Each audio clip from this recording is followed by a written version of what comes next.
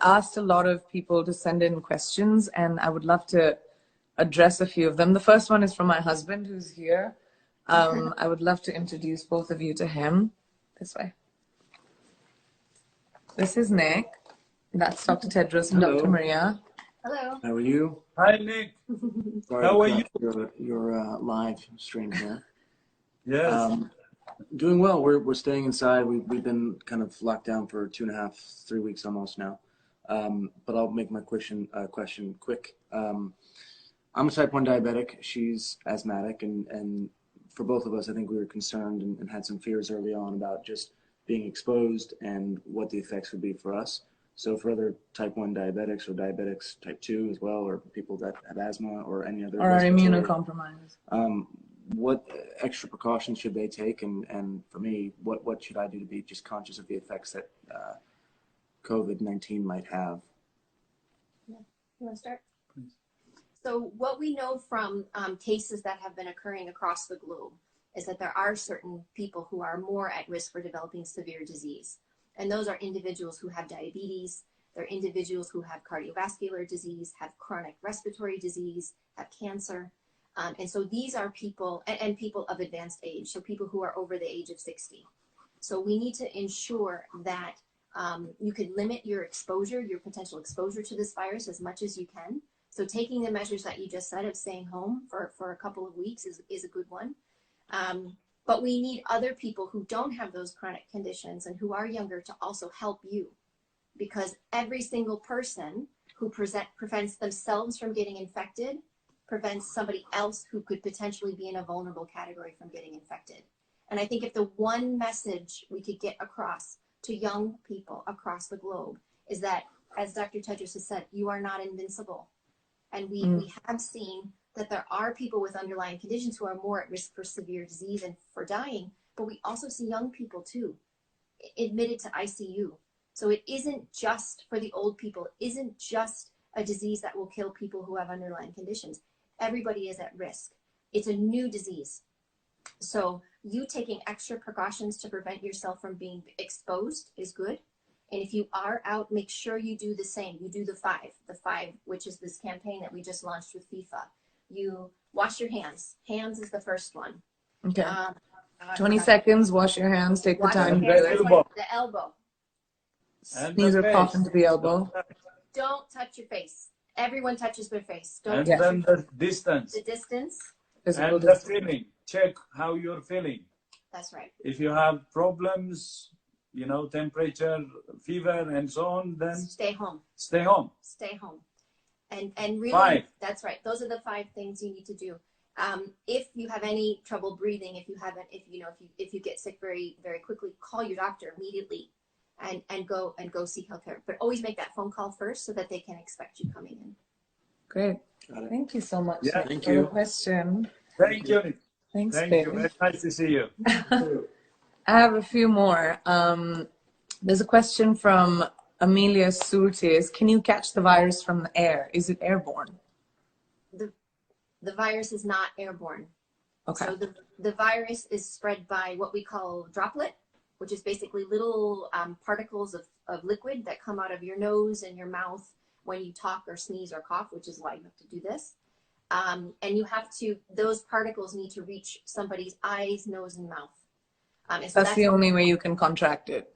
So guys, that is something just that you guys need to know, that please don't be afraid. There's a very specific way in which this virus can be transmitted, and it's not through air, it's not through food, it's not through animals, right?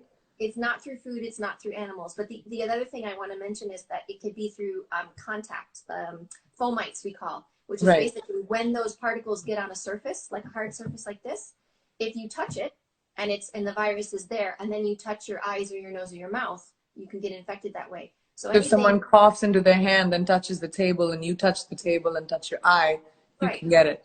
But that's a barrier. It doesn't mean because you touch the table, you're infected.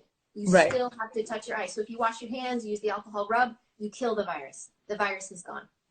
That is a great question. Another question I have from @Divya_Jyoti. If you have recovered from Corona, can I get it again? We get this question a lot. So we don't have the full picture of this virus because we're still only 12 We're weeks all in. learning. We're all learning. But if I can mention, we know that more than 100,000 people out of those 400,000 cases have recovered. And that's also important to be part of the message. It is still scary, but people are recovering from this. And what we are expecting is for people who do get infected, that they will develop some kind of an immune response. We don't know how strong that is yet. We don't know how long that will last. So we're working with a number of countries to try to collect that data more systematically so that we can give a proper answer to that question. That's great. Another question, is COVID-19 vulnerable to heat? And if our house is warm, will the bacteria die? Mr. Nankis asks this question. So first of all, thanks for that question, because we do get lots of questions around temperature and what that actually means. This is a virus, so it's not a bacteria. So it's a different kind of pathogen.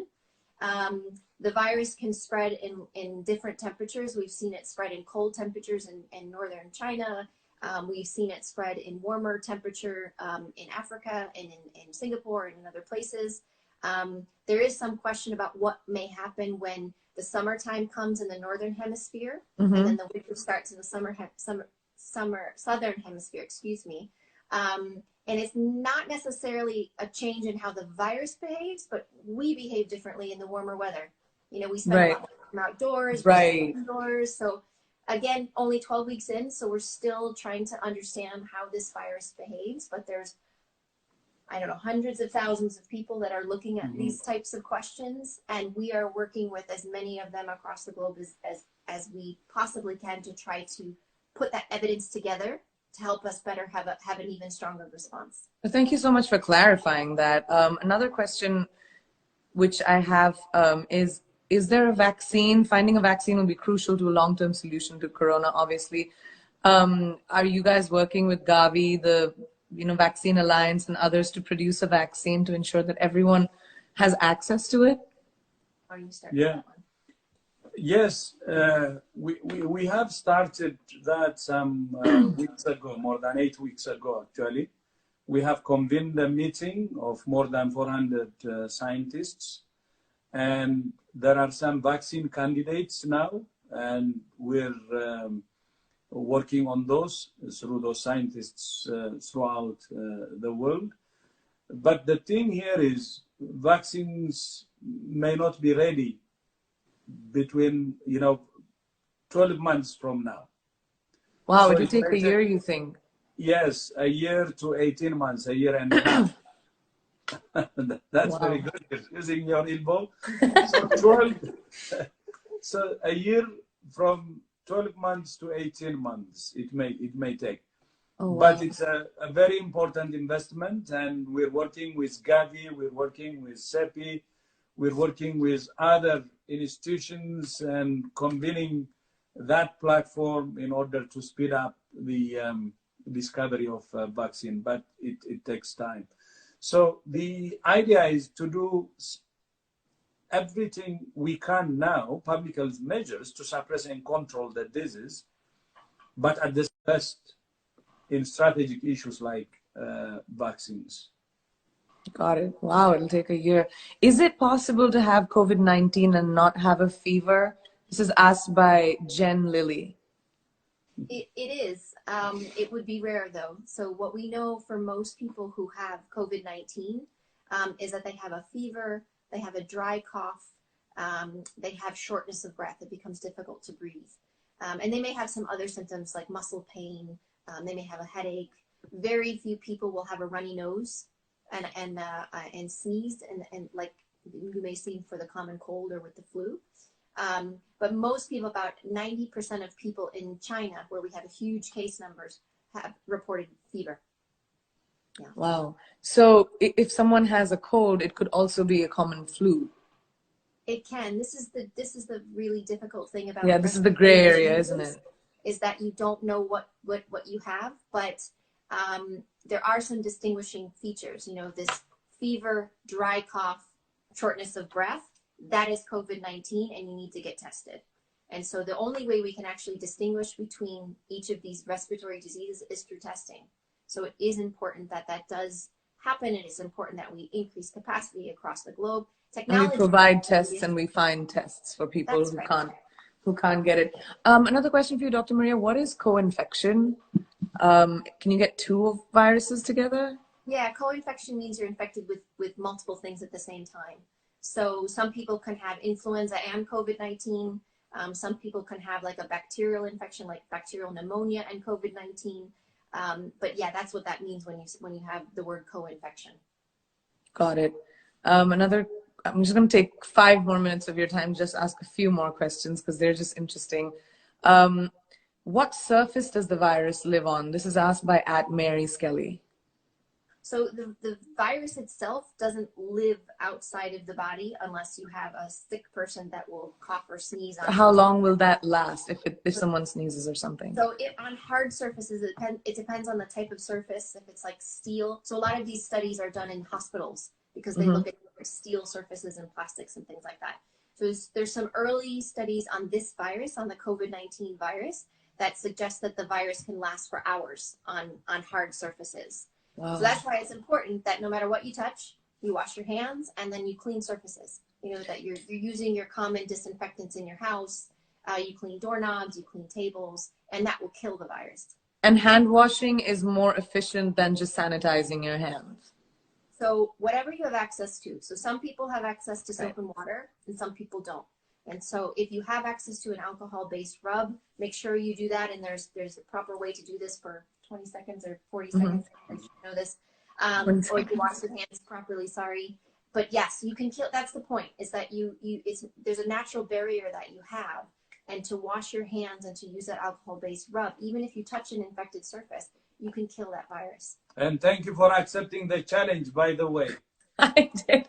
I have to do my 20-second. I have to find a song. I'm going to do it today. Just another question for low-income countries, because we're talking about water, Africa, India, places where people don't have access to water, soap, or even access to the education around coronavirus. What can governments or countries do so that we don't create a sort of pandemonium or a fear around, you know, the fact that people don't have access and they don't know? What can we do to support people who don't have the access to water and soap? This is a good question. I'll start. So we have seen really innovative ways in which people have been finding these access to hand washing stations. Where you've seen, I don't know if you've seen pictures of during Ebola outbreaks. Yes. Where you've seen jugs and you've seen chlorine with water and different things. And, yes. And you know, the human spirit and human ingenuity is really creative. And we've seen through this pandemic, we've seen through other outbreaks before, that people find solutions.